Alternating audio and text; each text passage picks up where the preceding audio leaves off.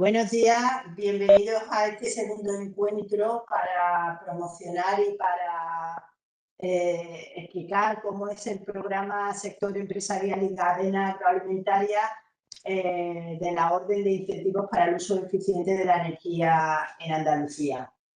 Este programa, dedicado al sector empresarial y en particular también a la cadena agroalimentaria, se encuadra en la orden del 24 de abril de concesiones de incentivos para el uso eficiente de energía. También van a existir, que en las próximas semanas y meses se irán María abriendo. José, un segundito. Dice que no se escucha o Pues, acercaros perdón. un poquito a ver si se escucha. Ha ¿Se comentado. escucha ahora mejor? Sí se escucha. Venga, muchas gracias. Vale, pues bueno, pues nada, empezamos de nuevo, desde cero. Bienvenidos a este encuentro, el segundo encuentro que realizamos para promover y para explicar el programa de sector empresarial y cadena agroalimentaria de la Orden de 24 de abril de 2025 para la concesión de incentivos para el uso eficiente de la energía en Andalucía. Me acompaña Pedro Charneca, experto en gestión energética de la Agencia Andaluza de la Energía. Y bueno, y yo soy María José Colinera, directora de financiación también de la agencia. Bueno, explicar un poco cómo va a ser la mecánica del encuentro. Yo voy a hacer una presentación del programa, voy a dar a conocer las líneas generales del programa y Pedro va a abordar aspectos muy relevantes y de gran interés para todos, que ya vamos viendo por las consultas que nos presentáis, relativos fundamentalmente a la solicitud y a la auditoría que hay que presentar para la solicitud. Entonces, bueno, yo sin más voy a intentar no restar tiempo a Pedro y dar a conocer en general el programa. Bueno, al final de todo, pues daremos respuesta a las preguntas que nos estáis o que nos vais a lanzar a través del chat. Así que os animo a preguntar cuantas dudas tengáis relativas a este programa, que en la actualidad, pues ya, como sabéis, está abierto. En la orden del 24 de abril van a existir otros 3 programas de incentivos relativos, uno al sector residencial y edificios e instalaciones públicas, otro red de sistema inteligente y un cuarto destinado a hogares vulnerables. El sector empresarial, pues ya sabemos que está abierto, con lo cual tenemos la convocatoria publicada, toda esta información está en la página web y es accesible a través de ella. Conlleva 4 tipos de actuaciones. Una primera dirigida a la mejora de la eficiencia energética en edificios, una segunda a la energía renovable en los edificios y una tercera destinada a la eficiencia energética en procesos e instalaciones e igualmente una cuarta dirigida a las energías renovables en los procesos e instalaciones.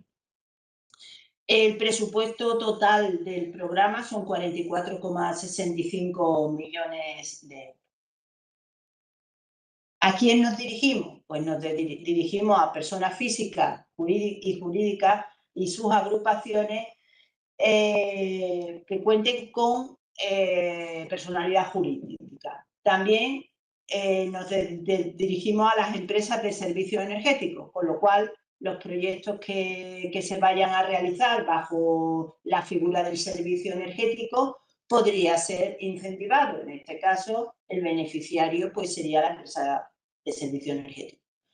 También a las comunidades de energía renovable que cuenten con las características para poder solicitar dentro de este programa.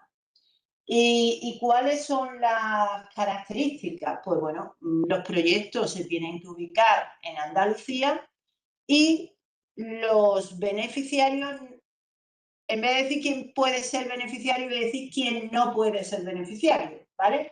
No podrán ser beneficiarias entidades que estén incluidos en los CENAES que están en el anexo 3. Estos CENAES han sido convocados sus incentivos con anterioridad y están en la orden INCEA. También está el plazo de admisión de solicitudes abierto, por lo cual podrían solicitar, en caso de no cumplir los requisitos de INEA, podrían cumplir por INCEA. Tampoco pueden solicitar, indudablemente, aquellas entidades que cuenten con CENAE de los que están excluidos en el Reglamento Europeo 651-2014. Por ejemplo, el sector de la pesca y la acuicultura. ¿Vale? O sea, fundamental mirar los CENAE que están excluidos, que están en el anexo de la convocatoria. Sí, si me permite, María José, Claro. el aplicativo que se utiliza para hacer la solicitud ya realiza esta labor de análisis de los CENAE disponibles y cualquier CENAE de los que se listan en el aplicativo es un CENAE que permite su inclusión dentro del programa, que lo que se ha hecho es en base a las dos publicaciones en Boja que recogen los CENAE. Por tanto, si, lo digo porque nos han llegado ya consultas, si hay un CENAE que está en el aplicativo, pues es porque se puede hacer la solicitud conforme a él. ¿De acuerdo? Gracias, Pedro, por la aclaración y por la incorporación de esta información, que es muy valiosa también para los solicitantes y beneficiarios. Bien, ¿y qué tipo de actuación es incentivable? Como hemos dicho, eficiencia energética en edificios sería la mejora de la eficiencia de la calificación energética de edificios que cuenten con un sistema de calificación energética. Pueden introducir, a la vez también tienen que reducir un 20% del consumo de energía y pueden utilizar cualquier tipo de actuación de eficiencia energética. Aislamientos, ventanas, mejoras de la climatización y además también podrían utilizar energías renovables siempre que contribuyan a la mejora de la calificación energética, reduciendo las emisiones de CO2 no renovables. Entonces, pero la condición es que la inversión en renovables tiene que ser como máximo el 50% de la inversión total, ¿vale? Después también tenemos eficiencia energética en procesos e instalaciones. En esta primera presentación tenemos la eficiencia energética. Eficiencia energética en edificios, eficiencia energética en procesos e instalaciones. Se tiene que cumplir que se reduzca al menos un 10% el consumo de energía primaria. Y también hay actuaciones que permiten un incentivo superior si se reduce el 30%, al menos el 30%. Ojo, en el caso de que se solicite la del 30%, hay que tenerlo muy claro porque si no se cumpliera al final este 30% y nos quedamos en un porcentaje menor, se dejaría de cumplir el objeto y por lo tanto se perdería el incentivo. ¿Y qué puedo conseguir para reducir este 10% o el 30% en caso que se solicite las demás eficiencia energética?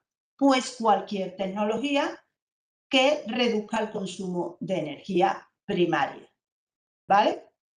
Tanto las tecnologías típicas de eficiencia energética, como pueden ser motores de una mayor eficiencia, bombas, máquinas en general, así como también podrían ser actuaciones de gestión energética, de control y gestión energética, y también se podría solicitar por aquí energías renovables que permita reducir el consumo de energía primaria, con lo cual puede ser cualquiera.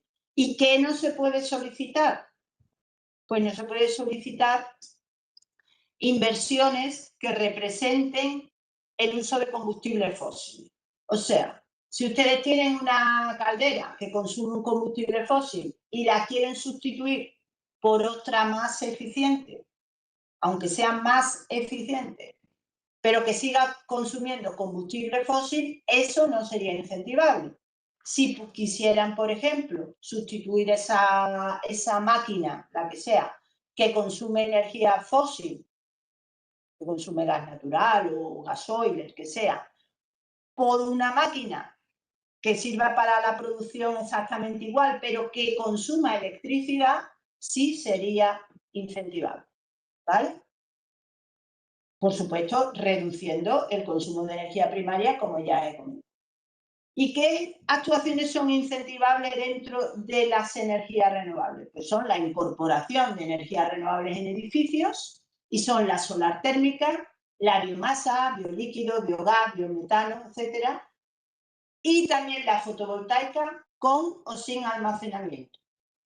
No es incentivable solo el almacenamiento, hay que hacer una instalación si se quiere almacenamiento, pero también habría que hacer la fotovoltaica.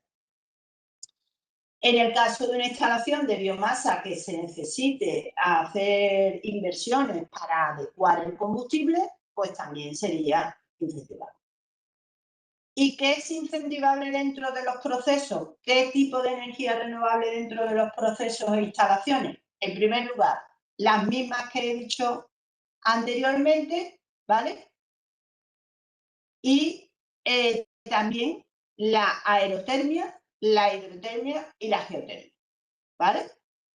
Y en las actuaciones igualmente consumidoras de biomasa sólida, pues serían incentivables aquellas que permitan acondicionar el combustible de biomasa. Y bueno, ¿a quién nos dirigimos? Fundamentalmente a, como he dicho antes, bueno, todas son empresas y entonces se tienen que calificar en pequeña empresa, incluyendo en pequeña empresa autónomos y microempresas, mediana empresa y gran empresa. Una cuestión importante en la definición del tamaño de empresa es que no solamente se va a tener en cuenta a la propia empresa que está solicitando, sino también al conjunto de vinculaciones que pueda tener con otras entidades. Bueno, pues eso son las intensidades mínimas y máximas que pueden conseguir. Las intensidades máximas son las, valga la redundancia, las máximas que se pueden conseguir debido al límite que marca el reglamento europeo y de las ayudas de Estado. Bien, ¿y cómo puedo ir desde la mínima a la máxima? Bueno, pues existe una serie de intensificadores. El principal intensificador es el tipo de empresa. O sea, siempre si es una pequeña empresa va a tener más incentivo, por ejemplo, en este caso de energía renovable en edificios. Si es una pequeña empresa, al 35% base le sumo un 20%, y si fuera una mediana empresa, un 10%. Y si es una gran empresa, pues nada, un 0%. Entonces, este es el principal intensificador. Y después existen otros intensificadores relacionados con las características del proyecto, digamos, con las bondades energéticas y ambientales del proyecto. Bien porque reduzcan más las emisiones, bien porque reduzcan más el consumo de energía o porque contribuyan de una forma mayor por incorporar varias tecnologías a la competitividad empresarial.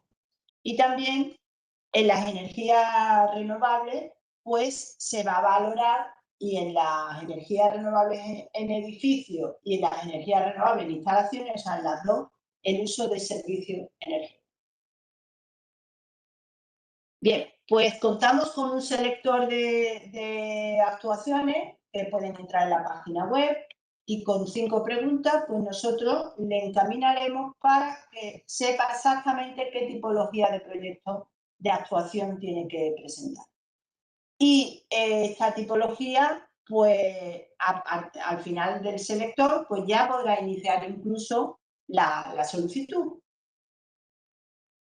La solicitud que después nos la va a explicar mucho mejor Pedro, con lo cual yo voy a pasar un poco por encima. Decirles que en la barra de las herramientas de la solicitud cuentan con una guía para cumplimentar la solicitud.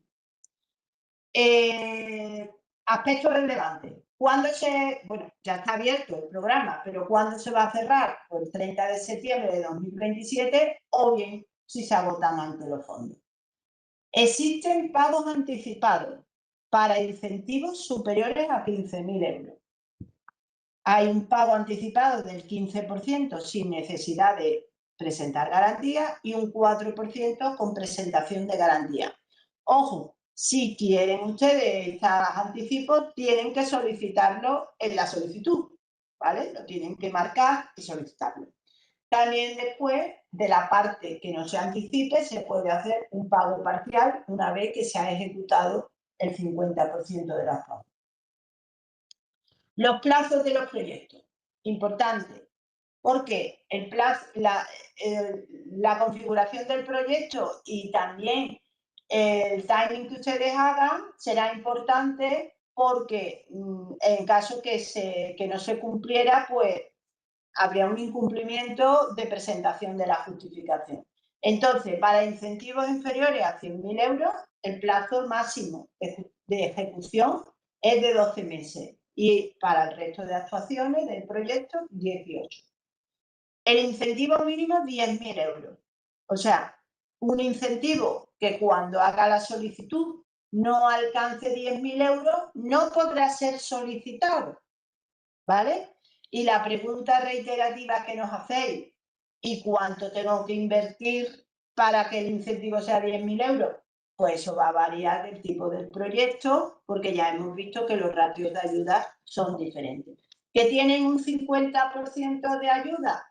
Pues con 20.000 euros de coste elegible sería, pero si el coste elegible es 15.000, pues no podría ser si tienen un 50%.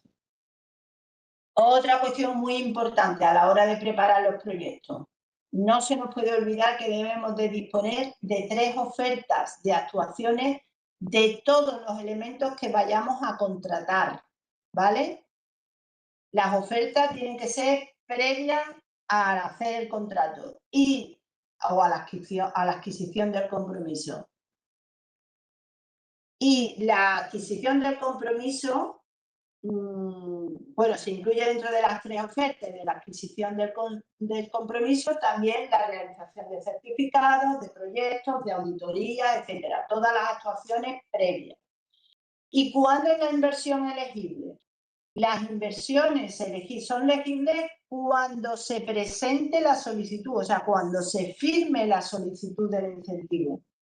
Al día siguiente de presentar la solicitud del incentivo, podéis empezar a hacer contratos, a aceptar las ofertas. Ustedes podríais tener ofertas previas, pero no las podéis aceptar hasta que no hagáis la solicitud, ¿vale?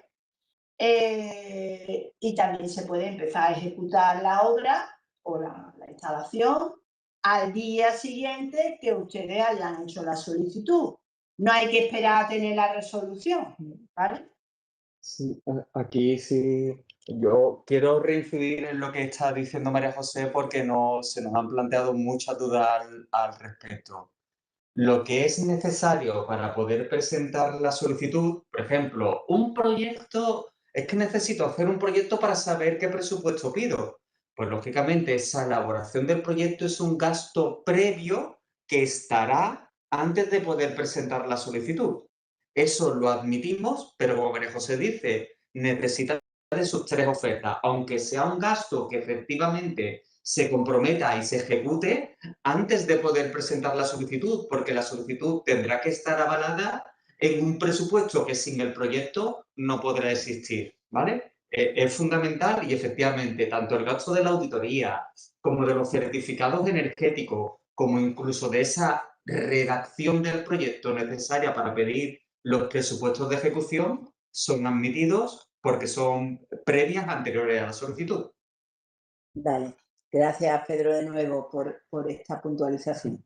Bien, otro aspecto relevante es todo lo concerniente a las auditorías previas y al certificado energético, que ya digo que vamos a ver a continuación. Y también la ausencia de conflictos de intereses. Como hemos dicho, para la actuación tipo 2.1, donde estamos mejorando la calificación energética de un edificio, en la solicitud hay que entregar un certificado energético previo, donde se diga las características energéticas de ese edificio. ¿Quién hace ese certificado energético? Pues los técnicos que están habilitados por el Real Decreto 390/2021, ¿vale? Y el certificado tiene que estar registrado, ¿vale? En el resto de actuaciones, donde no se mejora la calificación energética del edificio, hay que entregar la auditoría energética previa. ¿Quién hace estas auditorías? Las entidades que están en el listado de IDAE. Esto viene del Real Decreto 56/2015, ¿no? 2016. Y entonces estas empresas, estas entidades están habilitadas por ese Real Decreto. Y importante, hay que hacer la auditoría antes de firmar la solicitud, ¿vale? Eso es importante. Y la auditoría forma parte de la solicitud, ¿vale? Es un coste incentivable, como dijimos antes, y hay que tener en cuenta estas cuestiones, ¿eh? ¿Quién hace la auditoría? Por supuesto, deberá de estar comprometida entre el beneficiario y el ejecutor de la auditoría. Y en el caso, bueno, esto lo digo después. Vale, pues fundamentalmente esto, ¿no? Cuestión muy importante en la auditoría. ¿Qué pasa si cuando voy a hacer la solicitud no se me despliega mi nombre de ese proveedor de servicio energético?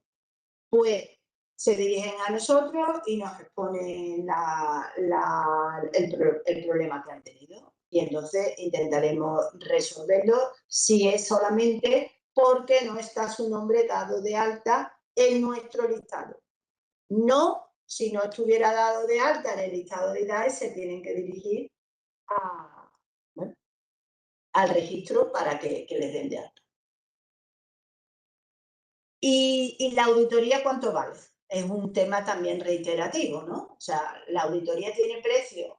Bueno, la auditoría es un servicio que ustedes van a contratar, que es un coste elegible y que nosotros no le hemos puesto precio. Nosotros, igual que no le hemos puesto precio a cuánto vale un motor, ¿no? Ni cuánto vale una caldera de biomasa, ¿no? O sea, es un tema de mercado.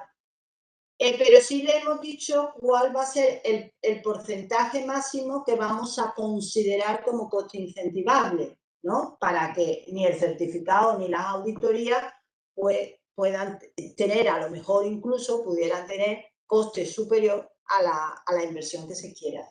Entonces, hemos puesto el 2% para el certificado de la auditoría, o sea, lo máximo que es el de coste elegible es el 2% de la inversión incentivable y de la auditoría de ejecución, pues el 5%. Bueno, me salto totalmente esto porque lo habla Pedro. Después, al final, una vez que he ejecutado el proyecto y que ya he terminado, pues tendrá que hacerse una auditoría de ejecución para comprobar que se cumplen los requisitos de la resolución que ustedes habrán obtenido. Bien, la ausencia del conflicto de interés. Esto es una cosa un poco que yo entiendo que es algo compleja para algunas profesionales, ¿no? Pero es entendible. O sea, el reglamento de Euratom define que no puede haber conflictos de intereses cuando se van a ejecutar proyectos que están incentivados, ¿no? Porque puede haber conflictos de intereses entre las partes que pudiera desvirtuar, digamos, el uso de los fondos públicos. Entonces hay que asegurar que no existen estos conflictos.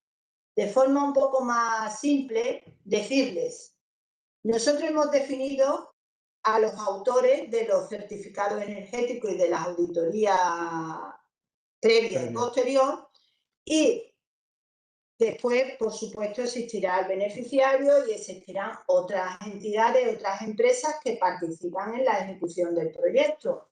El proyectista, el suministrador de los equipos, una empresa que haga un llave en mano, que también podría ser. Bueno, pues lo que tiene y lo que se va a afirmar en la declaración es que el autor del certificado o de las auditorías no tienen conflicto de intereses con el resto. O sea, pues esta empresa, el auditor, no tiene, por ejemplo, ¿qué sería un conflicto de interés? Pues el tener acciones de la empresa que va a ejecutar el proyecto o ser parte de la empresa que va a ejecutar el proyecto. Eso sería un claro conflicto de interés, ¿vale? Pues eso hay que asegurarse. Tampoco puede haber relación entre la entidad auditora que hace la auditoría previa y la entidad que luego ha de velar porque lo que se dijo que se iba a hacer realmente se ha ejecutado. Por tanto, no puede haber ningún tipo de unión o de vinculación entre auditoría previa y auditoría de ejecución. Perfecto, exactamente, tampoco. Y ya para terminar, dejarles simplemente que existe una serie de información que hemos preparado, una serie tanto de documentos como documentos en vídeo, para hacerle, digamos, para ayudarle a hacer la solicitud y también para el uso de la cumplimentación de la auditoría. Lo tienen ahí y yo ya sin más, por supuesto tienen más información en los canales normales de Resuelve tus dudas, también tienen un documento de preguntas frecuentes. Notamos, disculpen lo que voy a decir, pero que se usa poco este pregunta frecuente. El pregunta frecuente es un documento en el que se dan respuestas a muchas de las preguntas que después se vuelcan en Resuelve tus dudas. Eso no quiere decir que no se vayan a contestar en Resuelve tus dudas, pero incluso para agilizar el tema de resolver las dudas que se tienen, el consultar el pregunta frecuente sería una buena práctica, ya que puedes tener solución al problema que crees que tienes mucho antes. Y sin más, pues nada, Pedro, todo tuyo. Bueno, muchas gracias, María José. Respecto a lo que yo creo que hasta ahora queda claro el encuadre de las ayudas, el encuadre de este programa, donde ver vídeos explicativos de todas las labores que hemos hecho, un vídeo acerca del selector, otro acerca de solicitud. Y yo creo que es interesante que ahora nos centremos en las singularidades o las concreciones que tiene este nuevo programa, ¿vale? La primera y singular y una gran diferencia es lo que María José ha comentado respecto de los CENAE, que creo que ha quedado claro, ¿vale? Y que es algo que en la solicitud, cuando una persona hace una solicitud, entiendo que no hay ningún problema para que la presente. Y ahora mismo el ratón no se me mueve, perdonad. No se mueve el ratón. Se ha quedado sin batería el ratón. Se me ha quedado sin batería el ratón. Bueno, pues no sé cómo. Aquí está de nuevo. Perfecto. Sí, no sé por qué no se está moviendo. ¿Funciona el ratón, Pedro, o llamamos a los informáticos? No hace falta. Cambiamos el mío. A ver si, por favor. Aquí está. Perdonad.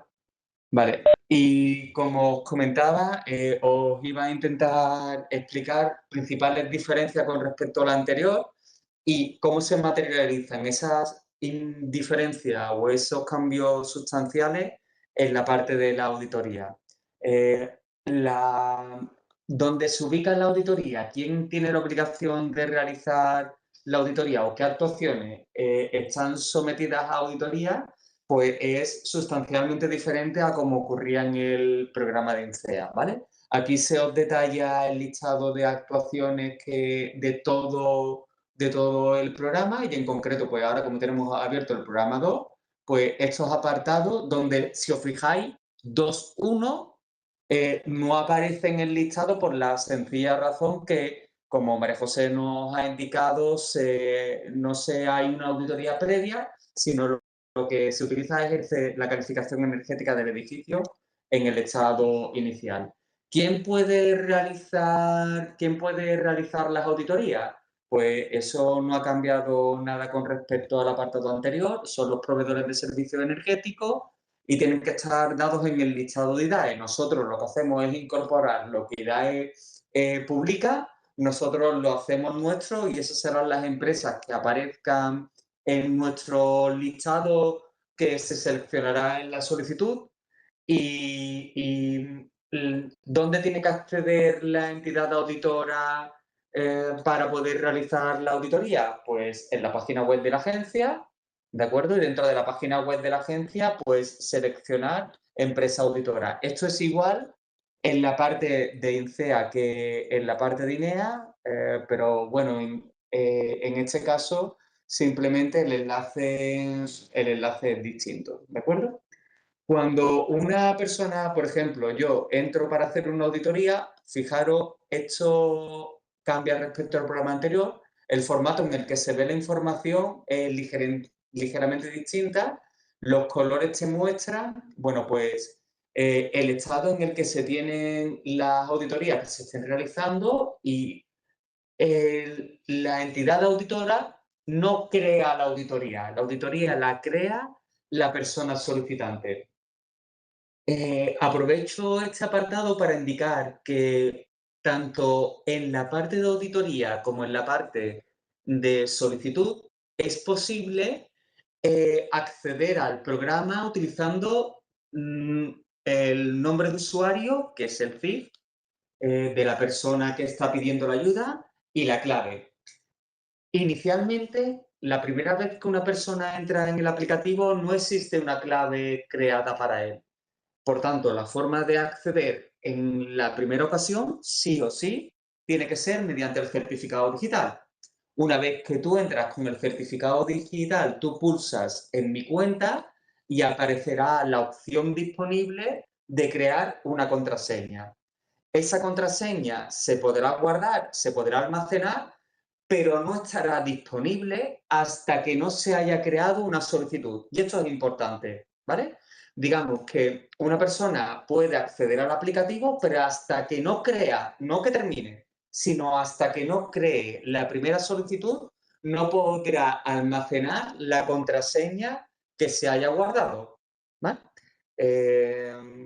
Bueno, dicho esto es una pequeña salvedad, pero que al ver esta pestaña he entendido que era necesario explicarlo. Entramos en auditorías pendientes y la información está dividida en distintos grupos de información. El primero identifica quién está pidiendo la actuación y después quién está realizando la auditoría, ¿vale? Una vez que se muestra la información acerca de la entidad que realiza la auditoría, hay que especificar cuándo se realiza la auditoría. Y por supuesto, la fecha de auditoría nosotros comprobaremos, no ahora, sino lo haremos a posteriori, que la auditoría es previa a cualquier gasto de ejecución. Y por eso aquí está puesto en letras mayúsculas ejecución, porque los gastos preparatorios, pues nosotros no miraremos que la fecha sea anterior a la auditoría previa, lógicamente. La entidad auditora nuevamente tampoco selecciona ni la tipología de actuación ni la tipología de actuación. José nos indicó, eso es algo que se realiza o que se orienta al solicitante acerca de dónde tiene que dirigirse mediante el aplicativo de selector, ¿de acuerdo? O si una persona sabe exactamente cuál es la actuación que va a seleccionar, puede coger y ponerla. Y la entidad auditora no crea la auditoría y, por tanto, ni indica la tipología de actuación ni la subtipología. Simplemente, pues, será lo que el cliente que le haya contratado, pues, le haya dicho lo que sea. El primer apartado, pues, define lo que se va a hacer. Os traigo dos ejemplos, uno de energía renovable y otro de mejora de la eficiencia energética en un producto, en un equipo de proceso de una entidad agroalimentaria, ¿vale?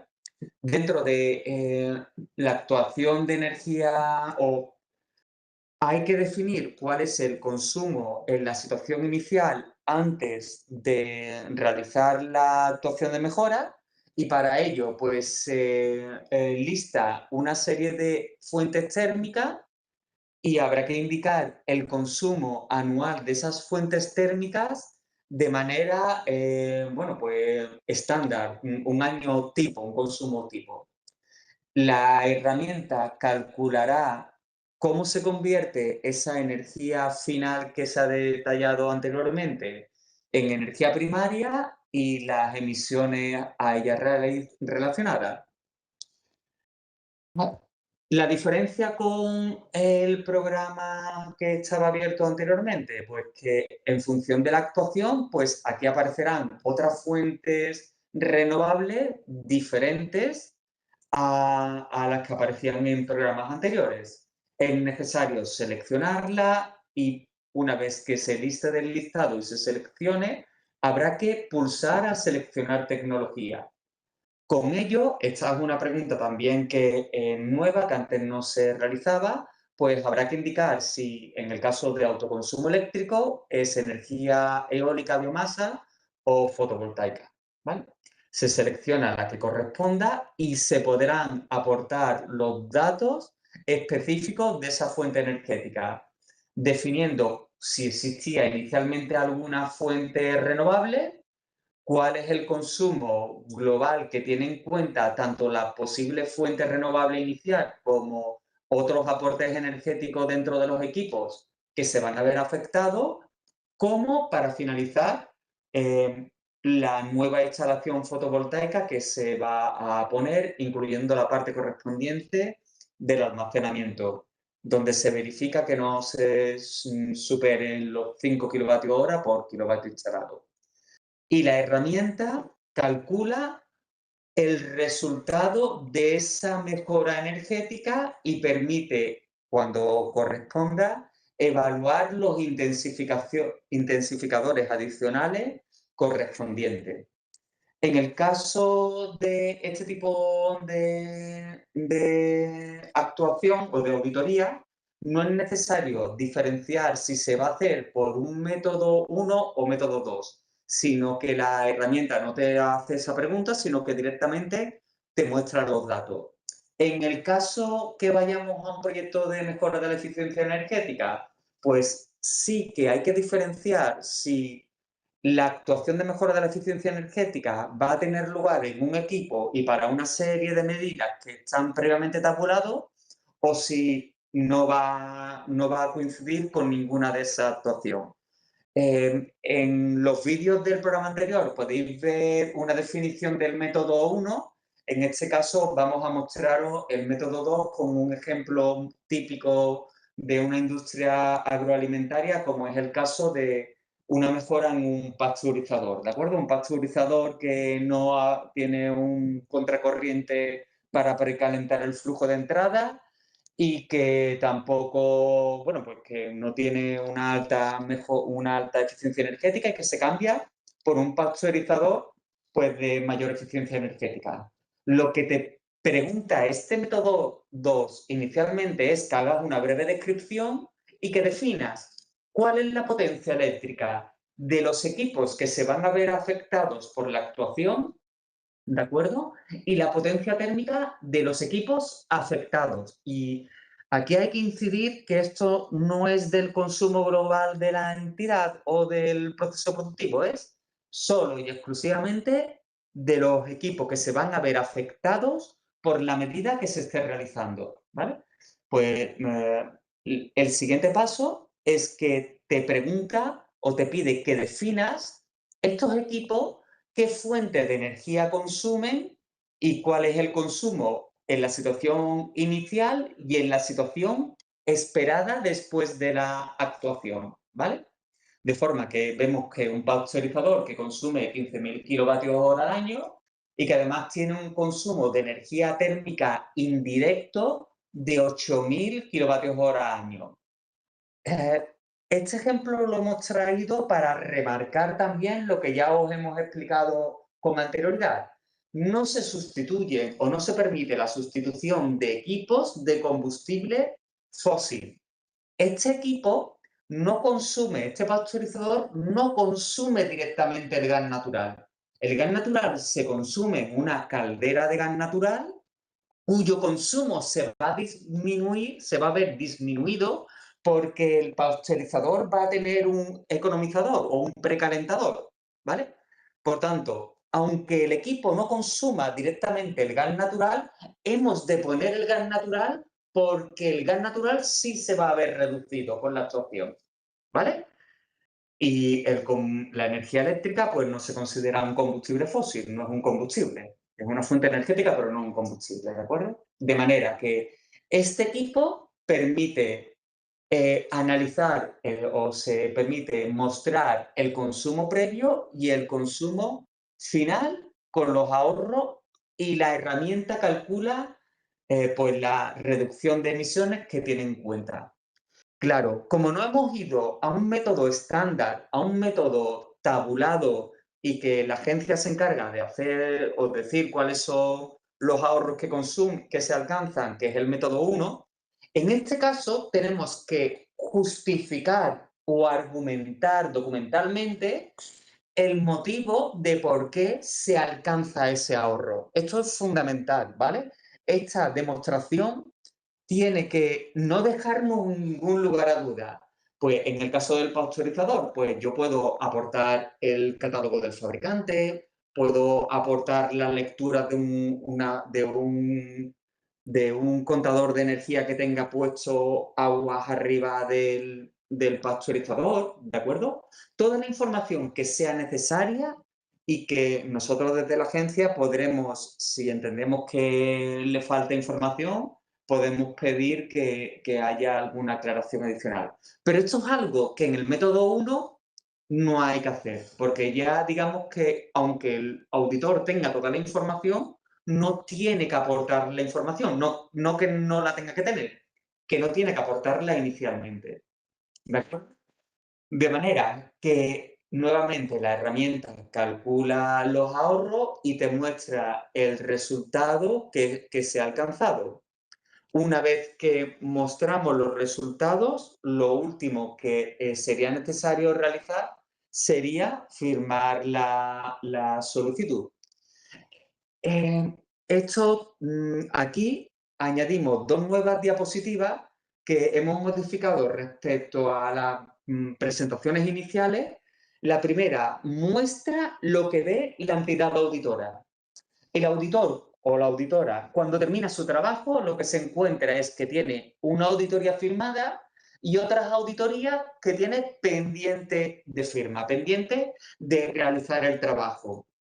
Y por otro lado, os presento lo que ve la entidad solicitante. Desde el punto de vista del solicitante, el solicitante ve que la auditoría que ha realizado la empresa que él ha contratado ya ha sido firmada y que tiene otra serie de solicitudes que están pendientes de la auditoría, ¿vale? De forma que, para que podáis compararlo, por un lado, el punto de vista de la entidad auditora desde la aplicación de auditoría y por otro lado, el punto de vista de la entidad solicitante que ve que el profesional o la persona o la entidad que ha contratado ya ha realizado el trabajo, ¿de acuerdo? Una vez que esto acontece, que esto ocurre, pues en el procedimiento de solicitud nada cambia con respecto a lo que ya hemos hecho, ya os hemos explicado en anteriores jornadas y podéis ver perfectamente los vídeos. De forma que la entidad solicitante se encuentra que el estado de la auditoría está firmado y puede continuar con modificar los datos del formulario, ¿vale? Yo os agradezco enormemente vuestra atención y si os parece bien pasamos a repasar las consultas, que hay unas cuantas y que alguna como la de los CENAE ya creo que está Sí, sí, respondida, pero podemos verla. muy bien. Pedro, pues como dijimos al principio, Bueno, voy a coger el otro ratón que es más fácil. Toma.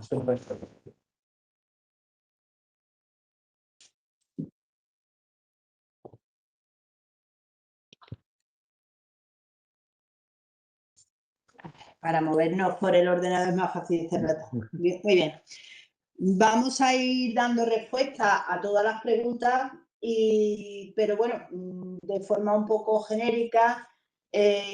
Vamos a intentar también no duplicar información de la que ya se ha dado por hacerlo más ágil posible, ¿vale? Así que bueno, empezamos.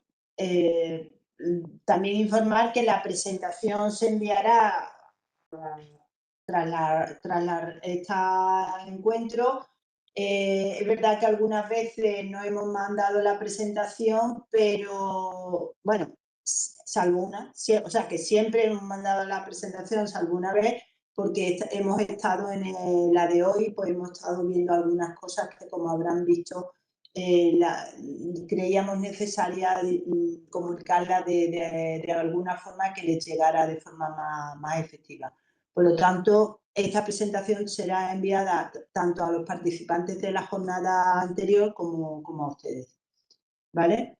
Nos preguntan si se prevé una modificación de las bases reguladoras en función del Real Decreto 997-2025 de 5 de noviembre. Bueno, estamos estudiándolo, creemos que no tiene incidencia, pero indudablemente tenemos que estudiarlo. Ahora mismo no podemos decirle, pero creemos que no tiene incidencia. ¿Quién le da los precios a las auditorías? Bueno, esto ya lo hemos hablado, ¿vale? Nosotros no podemos entrar en el valor de ningún bien ni ningún servicio en este tipo de programa que se hace por justificación de comprobantes, ¿no? Nos preguntan qué son, digamos, las pequeñas y medianas, o sea, las autónomos y las microempresas. Los autónomos y las microempresas tienen el mismo tratamiento que pequeña empresa. Eso también lo comenté en la presentación. Nos preguntan si en una actuación de fotovoltaica se podría incluir actuaciones de mejora de la cubierta sobre la que se ejecutará la fotovoltaica. Comento. En general, o más que en general, en particular, en este programa y en todos los programas FEDER, solamente es incentivable aquellos elementos que son necesarios para la ejecución del proyecto. Pero, y ahora voy al caso pues, de cambiar una cubierta porque pongo la fotovoltaica. Bueno, habría que demostrar que es necesario cambiar toda una cubierta para poner una fotovoltaica. En principio no digo ni sí ni no. En principio habría que demostrar por qué se va a cambiar la fotovoltaica para que se considere coste elegible. En principio es solo elegible aquellos elementos necesarios para la ejecución del proyecto.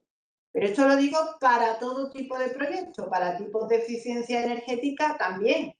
O sea, si yo voy a poner una maquinaria más eficiente y necesito hacer una bancada para poner la máquina, indudablemente es necesario. Pero si yo necesito también hacer inversiones en otros elementos de producción que no tienen nada que ver con esa máquina de eficiencia energética, o por ejemplo, si yo voy a donde almaceno los productos que saco de esa máquina, mejorarlo, eso no está llevando a ninguna reducción del consumo energético. Con lo cual, eso no sería incentivable. Sería incentivable la máquina y todo lo necesario para instalar la máquina. ¿Vale? Hay que tener en cuenta eso. O sea, no sería incentivable un tanque de almacenamiento, ni que no se demuestre que es necesario, que va a conseguir, que también contribuye al ahorro de la energía. ¿Vale? Es importante. Las grandes empresas son incentivables en cualquiera de las líneas. bueno, el trámite para solicitar el incentivo por adelanto. Entiendo que se está refiriendo al adelanto del incentivo. Se solicita con la solicitud, o sea, cuando ustedes hagan la solicitud, pues, pueden decir, yo quiero el 15% de adelanto del incentivo sin presentar ningún aval, y si presentan aval a favor de la Agencia Andaluza de la Energía tendrían el 40%. Así de simple, la solicitud. ¿Cuándo se va a pagar? Que también hay una pregunta por ahí. Pues se pagará cuando se dicte la resolución. Resolución y pago del anticipo correspondiente. ¿Vale?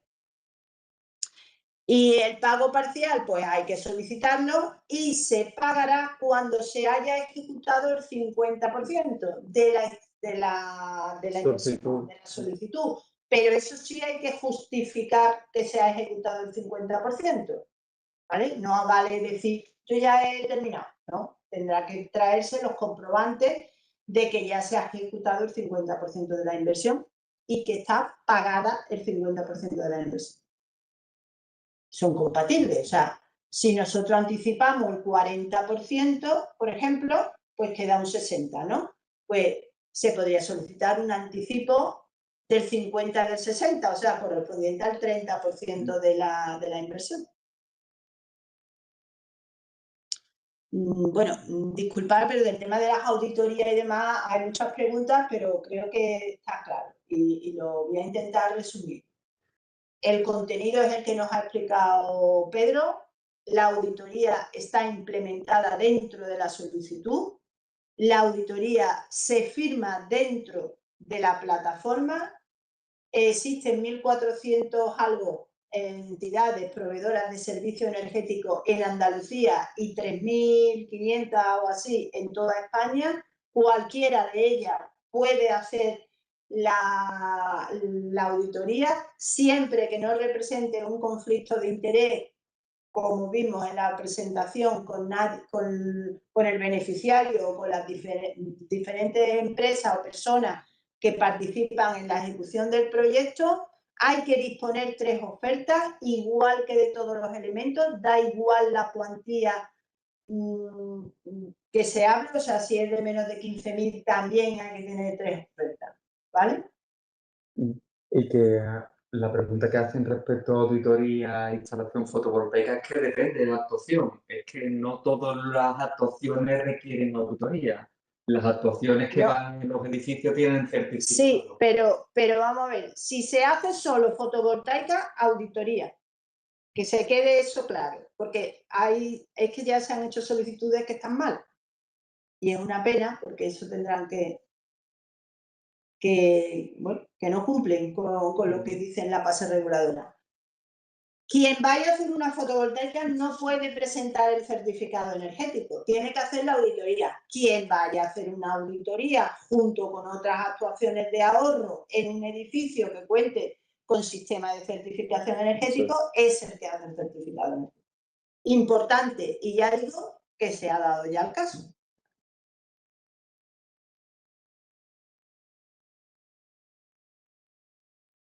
El contenido de la auditoría es el que establece el aplicativo. El aplicativo te dice exactamente qué es lo que tienes que aportar a la hora de hacer la auditoría en función del método que os he intentado mostrar. Vale.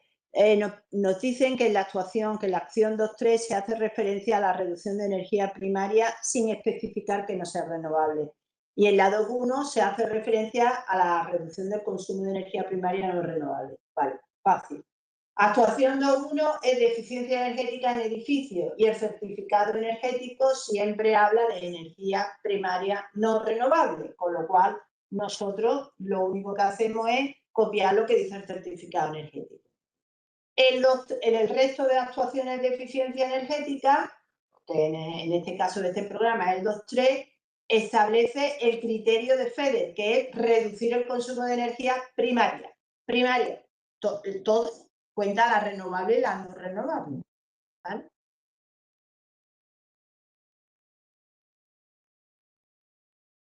Nos dice, el requisito de reducción del 10% para las actuaciones ¿Es para cada actuación en particular o podría ser en conjunto? Por ejemplo, cambiar cierres de un edificio a la vez que cambiar climatización o añadir instalación fotovoltaica, cumpliendo resto de requisitos. Bueno, si una solicitud tiene varias actuaciones, el 10% lo tienen que cumplir la solicitud. Pero tienen que ser compatibles todas las actuaciones que se estén pidiendo en la solicitud. Y nunca permitimos que haya una actuación que aumente el consumo. Eso es fundamental, ¿vale? La lectura que ha hecho María José del análisis global, perfecto, pero ninguna de ellas puede suponer un incremento en el consumo. Esto también es importante y el aplicativo no lo va a permitir. Si tú pones una actuación dentro de un proyecto que supone un aumento del consumo, no va a estar permitido desde el punto de vista global del centro, ¿vale? No, un equipo puede aumentar el consumo siempre y cuando haya otros equipos que lo disminuyan, ¿vale? Vale. Nos indica que una instalación fotovoltaica que se hace en suelo para dar energía a una fábrica. Y dice, es del 2.2 al 2.4. Bueno, si la fábrica, como es lógico, es un proceso, pues entonces sería del proceso del 2.4. ¿Vale? Que si la fábrica, bueno, que es una fábrica, tiene que tener producción, o sea que no, del 2.4. ¿Qué se entiende por procesos o instalaciones en un beneficiario como un centro hospitalario? ¿Puede discernir si las actuaciones que se plantean encajan? Bueno, eso lo tendríamos que ver en particular. Hombre, el edificio hospital, pues está claro que tiene unas características como edificio. Por ejemplo, la climatización de un hospital es edificio, ¿no? Pero es verdad que existen, por ejemplo, los autoclaves que están en los hospitales, pues eso podríamos pensar que es proceso, ¿no? O sea, o la mayoría de las máquinas, yo siempre considero que el edificio es todo aquello que esté influido por el código técnico de la edificación, con lo cual, en el caso que nos ocupa, pues certificado energético, climatización, agua caliente sanitaria. Iluminación terciario, sí. ¿Vale? Lo que esté fuera de eso no puede estar fuera de 2.1 porque es que no aparece en el certificado de eficiencia energética. O sea, una máquina, Un autoclave, un ascensor, no sé si existirá máquinas de rayo, por ejemplo, que sean más eficientes energéticamente unas que otras, pero eso en todo caso sería proceso, ¿no? No entraría en 2.1 porque es que no afecta a la calificación energética del edificio. Dice, es incentivable una actuación sobre una nueva actividad donde antes no existía, pero donde se van a instalar aerotermia, ¿vale? O sea, si es una actividad nueva, la aerotermia es renovable, se podría hacer. Porque la aerotermia no es un ahorro de energía, es un aporte de energía renovable. Siempre y cuando el equipo de aerotermia se considere, tenga un rendimiento superior al que dice la norma y eso. Pero no tienen cabida los proyectos de mejora de la eficiencia energética allí donde previamente no había consumo, ¿vale? Renovables podrían ser nuevas instalaciones. Dije cuando hablaba de la renovable que el almacenamiento solo no es incentivable en este programa, ¿vale? ¿Qué es el valor de hipótesis de contraste y cómo se justifica? Vale, la hipótesis de contraste se refiere o hace relación o se refiere a qué parte del incentivo, qué parte de la inversión motiva o permite alcanzar lo que deseamos, que es o bien mejorar la eficiencia energética o bien aprovechar una energía renovable. En muchos casos, la inversión movilizada claramente tiene un sentido de aprovechamiento de energía renovable. Yo monto una placa fotovoltaica con un inversor, pues todo me permite mejorar o aprovechar esa energía renovable. En el caso de la mejora de la eficiencia energética, en muchas ocasiones no es tan fácil diferenciar qué parte de la inversión permite alcanzar el ahorro. Porque si yo cambio una bomba, pues la bomba no tiene como finalidad ahorrar energía. La bomba tiene como finalidad mover un fluido. Por tanto, en ese caso en el que no soy capaz de apreciar o de distinguir de la inversión movilizada, bomba de fluido, de la inversión movilizada, ¿qué es lo que me permite alcanzar el ahorro? Necesito reflejar o mirar algo que haga lo mismo, mover un fluido, pero que sea menos eficiente. Y ese algo, esa es lo que llamamos inversión o hipótesis de contraste, y tendrá que tener un presupuesto que lo sustente, tendrá que ser un equipo que sea real, similar a la actuación que yo estoy movilizando. Si yo a la bomba le pongo un variador de frecuencia, pues mira, no, el variador de frecuencia claramente no necesita una hipótesis de contraste porque su finalidad es ahorrar energía, no mover el fluido. Vale, gracias, Pedro. Nos pregunta, bueno, dirigido a unas actuaciones en un hotel rural que tienen 2 CNAE. Bueno, hay que poner el CNAE que se adapte a la actuación donde se va a actuar, ¿no? O sea, no sé si los 2 CNAE se adaptan son de la propia actuación, pero vamos, se podría entender así. Los beneficiarios con carácter, sí, Sí, que en el aplicativo se puede poner más de un CNAE, se puede poner más de un que no es necesario vincularlo solamente con uno, que el botoncito del más CNAE te permite añadir más. Tú seleccionas primero y luego lo agregas al listado. Vale. Algunos de los que se agreguen debe estar dentro de los que están permitidos. Vale. Nos pregunta, o sea, son solamente beneficiarios los que hemos dicho, ¿vale? Los tipos de entidades que hemos dicho. Nos preguntan específicamente si la comunidad de regantes entra en esta convocatoria. Pues si cumple con las condiciones de ser beneficiario, pues sí, si no, pues no sería, ¿vale? Lo digo así porque las comunidades de regantes, pues ya sabemos por la gestión de otros programas que tienen ciertas condiciones y no son todas exactamente iguales. Cuando se realiza la auditoría justificativa, hay que entregar al mismo momento una memoria. Vale, la auditoría justificativa se realiza cuando se haya terminado y después se presenta la justificación y habrá que presentar la documentación que se especifica en justificación, que no es que hay que presentar la cuenta justificativa. Claro. Y auditoría de ejecución, para diferenciarla de la previa, es la que vela por que se ha hecho lo que se tenía que hacer y que se ha alcanzado lo que se había propuesto que se iba a alcanzar, o mejor.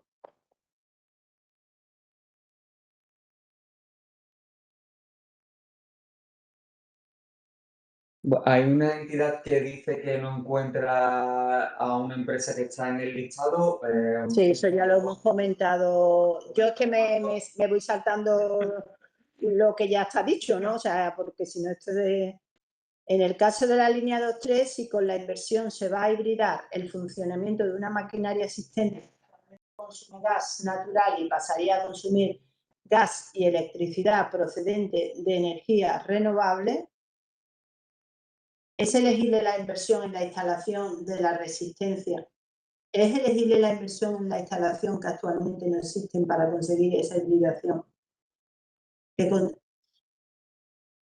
Vamos a ver, es complejo lo que está diciendo y yo no voy a interpretar nada.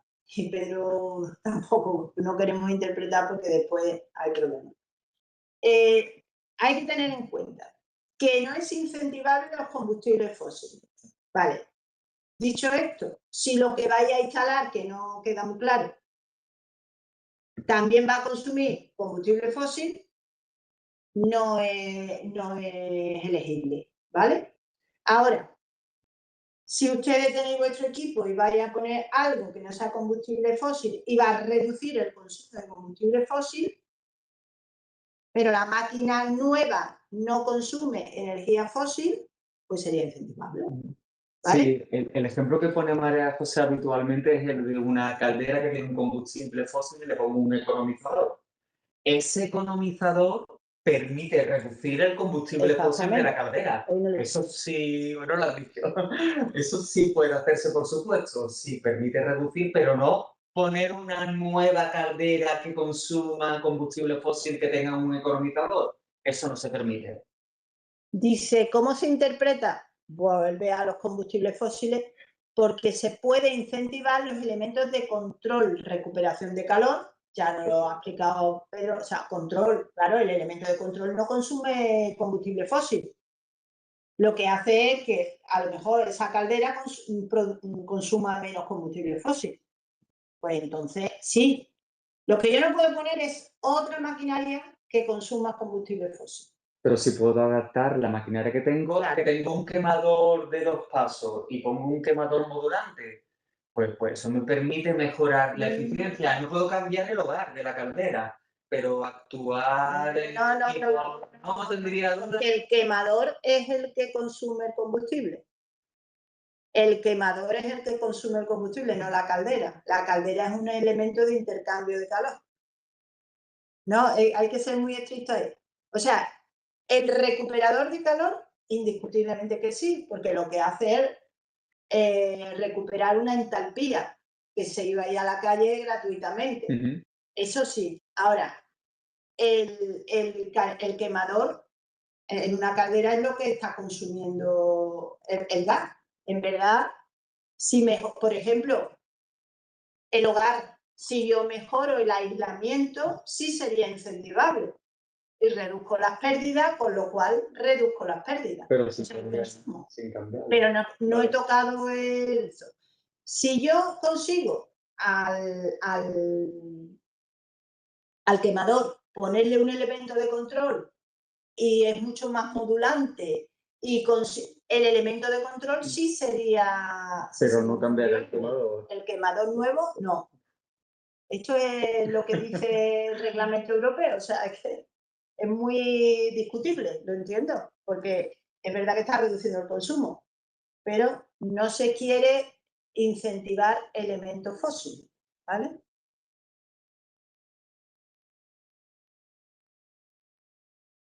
Bueno, dice, si se proyecta una planta fotovoltaica para la mejora de las instalaciones, ¿en qué se basa el incentivo? ¿En la potencia total de las placas o en la potencia del inversor? Porque puedo instalar 120 kilovatios en placa con un inversor de 100. Bueno, vamos a ver, el proyecto es en función de las necesidades que tenga. ¿Y en qué se basa? Pues en el consumo de energía que tengáis. Eso es como se suele diseñar, pero nosotros ahí no estamos entrando. O sea, nosotros lo que vamos es a incentivar una instalación con un presupuesto que ustedes nos van a presentar. ¿Vale? O sea, no vamos a entrar en el diseño. Si se pide un anticipo del 15 sin garantía, ¿luego puedo pedir el 50? Sí, sí, efectivamente, eso es lo que ya dije antes. Se va a presentar... ¿Tenéis el vídeo colgado en la plataforma donde os hemos enseñado, donde hay un vídeo de solicitud a vuestra disposición para que podáis verlo? Lo repito, la contratación de la auditoría puede ser previa, es un trabajo preparatorio, ¿vale? Esto se ha dicho. Esto se ha dicho. La solicitud de ayuda.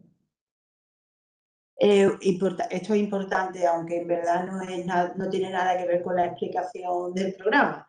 Las solicitudes de ayuda en los anteriores programas que aparecen en reserva provisional entran a inicio de trámite o están perdidas. Anteriores programas. Vamos a ver, cada convocatoria es una base reguladora y una convocatoria.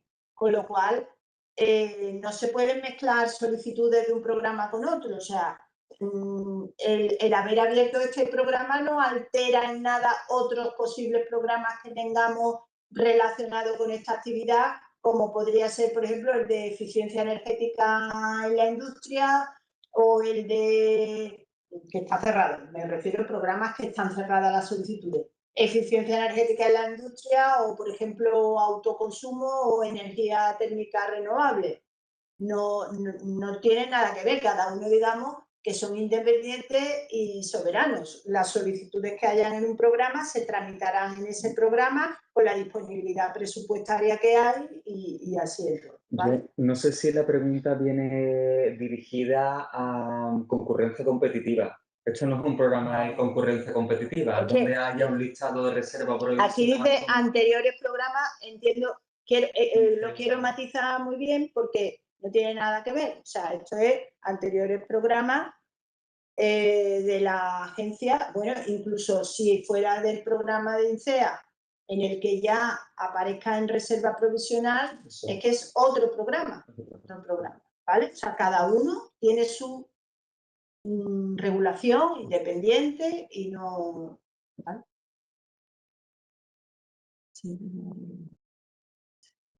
Sí, todo requiere 3 Vale, presupuestos. todo esto es lo mismo. Sí. Podría pasar un link. No. La auditoría inicial final. El auditor inicial y final no pueden ser el mismo, lo ha comentado anteriormente Pedro. Vale, esto nada, se permite subcontratación. No se permite subcontratación, hay que conocer bien las bases reguladoras, ¿vale? Nos piden también el link de la página del selector. Va a estar en la presentación, con lo por eso me la... En la página web de la agencia, si entráis en el programa INEA, os vais abajo, directamente tenéis el acceso directo al enlace. Una empresa que tenga procesos dentro de un edificio, esto creo que lo hemos comentado anteriormente. Esto tendrá que definir para qué va a ser esa energía, ¿vale?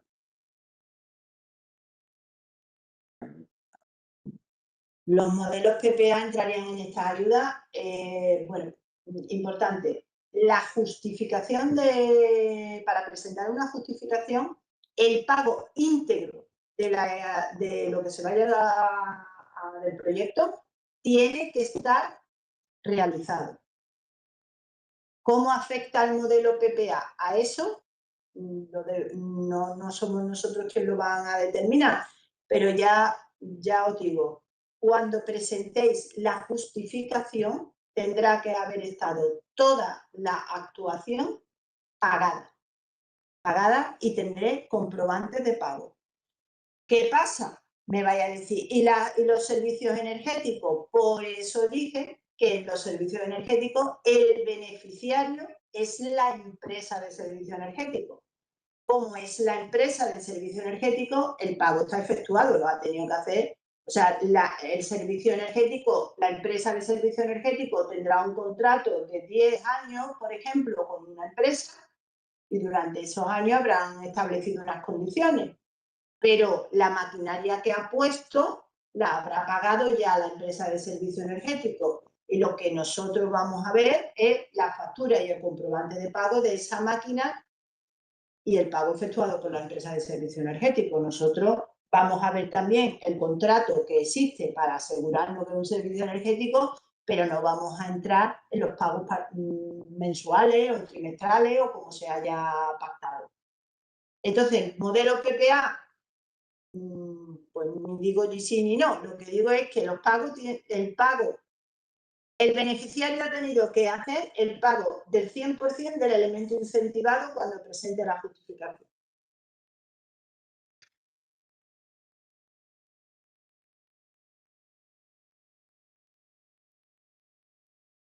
Sí, vemos que ya se os ha enviado un enlace directo al selector.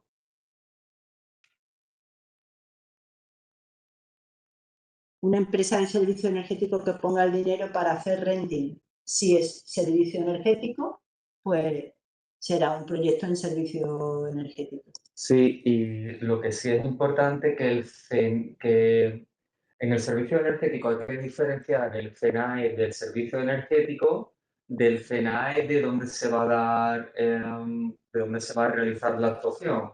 El FENAE de donde se vaya a realizar la actuación tiene que estar dentro de uno de los FENAE que hemos indicado en el programa. ¿Vale? Es importante. Bueno, se nos dice una persona que haga la auditoría previa con una empresa y tiene una hija que trabaja en otra empresa, ¿podría esta hacer la instalación aunque las empresas no tengan nada? O sea, se trata de una declaración de conflicto de interés profesional.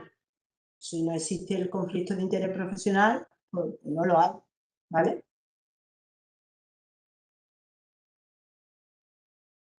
Sí, sí, preguntan que si hay que hacer la auditoría previa antes de hacer la solicitud, pero si no se ha aprobado el proyecto, ¿a cuál de los 3 proyectos le hago la auditoría?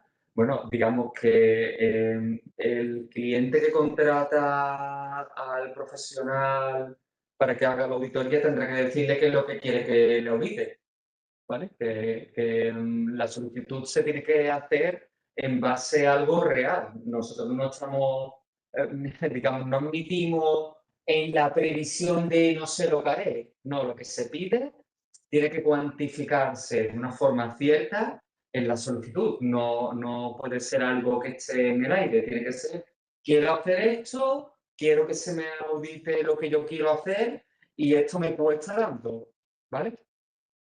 Es un proyecto sólido o consistente. Bueno, nos pregunta un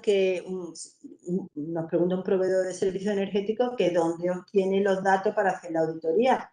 O sea, vamos a ver la relación que se establece entre el proveedor y el beneficiario, es una relación de clientes. Ellos tienen que haber pactado unas condiciones y, por supuesto, los datos de la auditoría son, como en todas las auditorías, son suministrados por el cliente o bien por las mediciones y demás que tiene que hacer el propio auditor. O sea,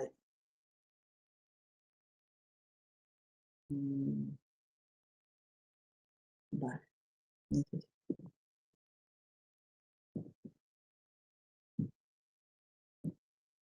Hay un solicitante que indica que son proveedores de servicios energéticos de unidades y que si ellos pueden hacer auditoría o certificado energético, si está dentro de su campo de competencia. O sea, era la pregunta que yo Ya, contestaba. sí, pero indica que además son empresas fotovoltaicas. Lo que no puede ser en misma solicitud, no puede ser auditor y a la vez solicitante. Dos perfiles, pero en dos solicitudes distintas. En una puede ser entidad auditora y en otra una instalación que ellos quieran proponer, pues sí pueden hacer la solicitud, pero en la que ellos hagan la solicitud para poner la fotovoltaica no pueden hacer también la auditoría, aunque sean proveedores de servicios energéticos. Efectivamente, y también incluso en algunos otros podría ser la empresa instaladora o la empresa que hace llave en mano, ¿vale? ¿Una industria agroalimentaria de nueva construcción tiene que elaborar auditoría previa? Bueno, vamos a ver, una industria agroalimentaria de nueva construcción no podrá solicitar eficiencia energética porque si es todo nuevo no puede reducir los consumos respecto a una situación anterior, y para hacer una instalación renovable, en el caso que vaya a incluir en sus instalaciones renovables, pues entonces sí, tiene que poner la auditoría. Si el CENAE es el mismo en el 2009, ¿cuál ponemos? En el listado están, en el desplegable de la solicitud, están ambos, con lo cual se pone el que se tenga. Pues si se tiene el de 2025, el 2025, ¿vale? Cuando en la auditoría energética previa se pide el consumo de energía final actual, ¿ese consumo es el total de la ubicación donde se ejecuta el proyecto o solo del proceso en el que se va a actuar? Se pide información en dos puntos. En el primer punto, un concepto general, y así se dice datos globales del establecimiento, y en otro apartado se especifica de los equipos en los que se va a actuar y te pone, te señala la aplicación, te señala el equipo que se ve afectado. Por tanto, nada más que hay que leer a lo que se está haciendo referencia. Incluso hay unos botones verdes con una I blanca dentro, en los que se definen todo o muchos de los apartados por los cuales se está preguntando la información. De forma general, cuando te pone datos globales del centro, son datos globales del centro productivo y cuando se define específicamente desde la actuación que se va a realizar, pues da todos aquellos equipos en los que se afecta en lo que se esté realizando. Vale. Se me ha ido.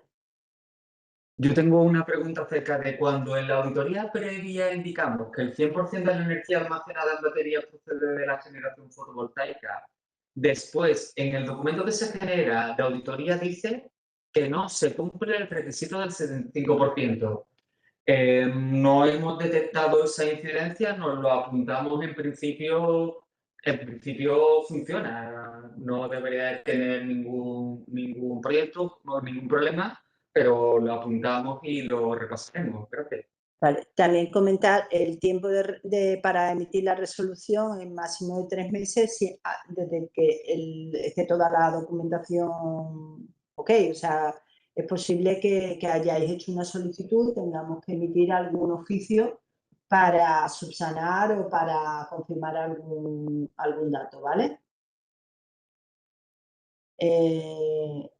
Para cambiar unas ventanas hay que hacer también, si solamente es un cambio de ventana y con eso se mejora la calificación energética, es una actuación del 2.1 que es certificado energético.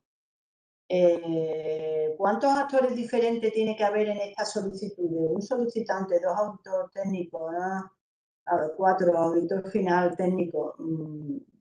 Bueno, pues vamos a ver, tiene que haber exactamente igual que los que había en la anterior marco FEDER. Hay un beneficiario y tiene que haber una empresa que anteriormente se llamaban certificados, había varios tipos de certificados, ahora solamente hay o certificado energético cuando estamos en edificio o auditoría cuando no estamos en edificio. Anteriormente, en el anterior marco, también había una auditoría que se llamaba certificado posterior, en este caso se llama auditoría de ejecución, y después, en el anterior marco, actuaban una o varias empresas para realizar los proyectos, y en este marco, pues exactamente igual. No sabemos si existirá uno o más empresas que ejecutan los proyectos, porque podría haber un proyectista, un suministrador de equipo, un instalador, varios suministradores de equipo. Nosotros en este programa vamos a tener proyectos pequeños, que a lo mejor nada más que interviene una empresa, pero puede haber proyectos, empresas grandes que pueda tener varios suministradores, incluso varios proyectistas, no sé. Pero el esquema es exactamente igual que el anterior.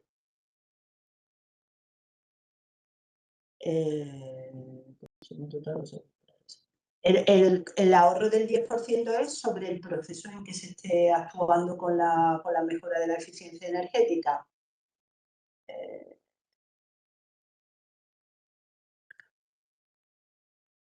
Lo de las cubiertas lo he comentado anteriormente.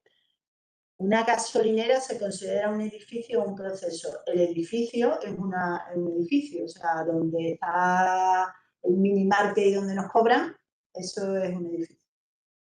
El resto, pues no sé ya a qué se está refiriendo. Porque, bueno, podría haber procesos, ¿no? Porque ahí se podría limpiar coches, podría haber máquinas más eficientes, ¿no? O sea, que puede haber muchas cosas.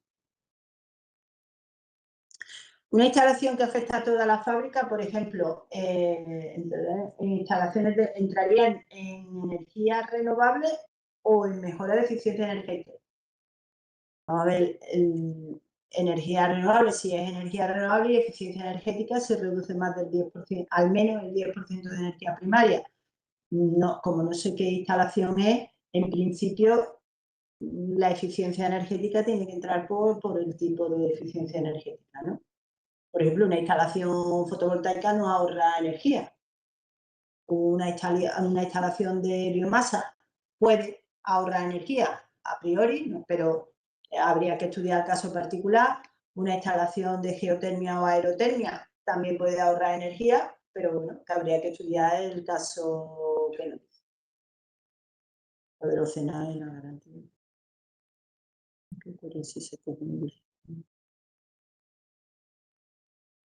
¿Qué ocurre si se coge un edificio abandonado que no tiene registro de consumo potencia? ¿Cabe ser subvencionado? Sí, puede hacer certificado energético previo. Es que, de hecho, el certificado energético No tiene en cuenta no los tiene en consumos. cuenta el consumo, tiene en cuenta el consumo que tendría el edificio con unas condiciones climatológicas preestablecidas. Por tanto, sí, claro. ¿Cuándo sabe el beneficiario si cumple? ¿Cuándo sabe el beneficiario si cumple los requisitos que le dan acceso a la subvención? Tras la auditoría previa. ¿Cuándo se considera creada la solicitud para poder hacer uso del usuario y la contraseña? Bueno, para hacer uso de la usuario y de la contraseña cuando En el momento que le dan nueva, debo hacer una solicitud nueva. Cuando se considera presentada, cuando se firma, y cuando sabrá que los requisitos cumplen, pues cuando nosotros enviemos la resolución es cuando es seguro que cumple. Aunque previamente el auditor, Claro, la auditora haya hecho un primer análisis. Sí, pero hay otros requisitos de tipo de estar dada al corriente de la Hacienda Estatal autonómica, la Seguridad Social, o sea que hay muchos requisitos, no ser empresa en crisis, o sea que hay muchos requisitos además de los propios de la auditoría. Pregunta que porque hay preguntas que no se contestan. Por lo que comentamos en un principio, estamos intentando hacer preguntas en general y hay muchas que ya estaban contestadas en la presentación y además estamos volviendo a decidir y por eso no vamos pregunta a pregunta porque hay muchísimas.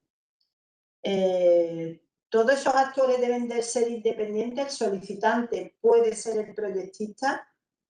Sí, podría. El certificado inicial final lo tiene que hacer el técnico diferente. El certificado inicial y final, el final lo va a hacer la auditoría de ejecución. Tienen que ser diferentes, sí. La auditoría de ejecución la hace otro técnico. O sea, no hay certificado inicial, certificado final y auditoría. Hay certificado inicial y auditoría de ejecución. Y la auditoría de ejecución, en el caso de los edificios, deberá de incorporar un certificado energético de edificio. Y ambos tienen que ser diferentes.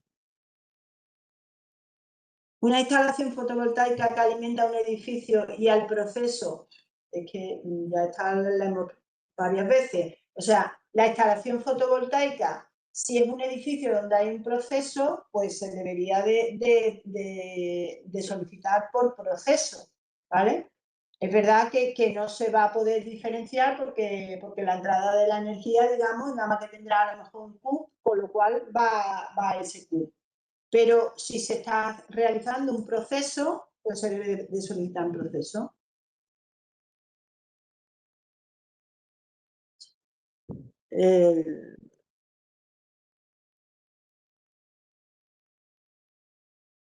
O sea, lo que hemos dicho, o sea, el beneficiario al dar de alta la solicitud se pueden generar o se le generan unas claves y eso puede utilizarlo por cualquier otra persona que sea diferente a él para seguir con el trámite de la solicitud. Ahora, al final tendrá que volver a firmar el solicitante.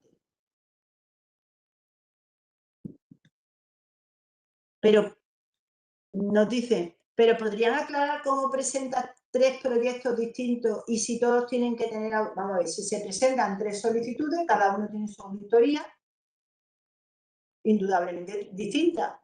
No puede haber 3 proyectos iguales para el mismo beneficiario.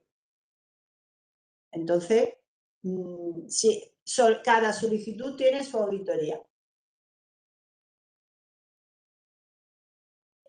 No pueden insistir en lo del CENAE. Cuando hacéis la solicitud, ahí está el listado de los CENAE. Y están tanto los del CENAE del 2009 como los del 2025. Con lo cual, si ustedes ya tenéis el CENAE del 2025, poned el del 2025. ¿Vale? No hay que repetir el CENAE en el caso que sean iguales. Y bueno, pues con esto damos por finalizado, pero algo más que Yo me estoy quedando sin batería, por tanto os agradecemos enormemente vuestra atención, vuestra asistencia y todas las consultas que nos habéis dirigido. Esperamos que hayan quedado respondidas todas. Si hay alguna, como tenemos el listado de todas las consultas, lo que no hayamos podido responder, intentaremos responderlo por escrito o a lo mejor por preguntas frecuentes o como corresponda. Claro, pedir disculpas por no poder hablar, por no enunciar cada una de las preguntas, porque si no esto sería interminable. Pero sí también comentarles e informarles que en la semana próxima también haremos algún otro taller, ¿no? A donde vamos a dar, haremos una presentación básica de todas las consultas que estamos recibiendo y también tendréis la oportunidad, pues, de trasladarnos otras dudas que os hayan surgido tras este encuentro, ¿no? También tenemos 3 encuentros anunciados para Jaén, Córdoba y Almería, entre el 25 y el 28, creo que Jaén, Córdoba, o sea, 25, Jaén 26. 25, Jaén 26 y Almería 28, de noviembre todos, por supuesto. 25 de diciembre, Sería complicado. Y bueno, y allí también estaremos, serán presentaciones ya presenciales, digamos, y también podremos ayudarle en lo que podamos, ¿no? Y bueno, y para la próxima, enchúfale el cargador, ¿no? Venga, muchas gracias y buen fin de semana a todos. Muchas gracias, hasta ahora.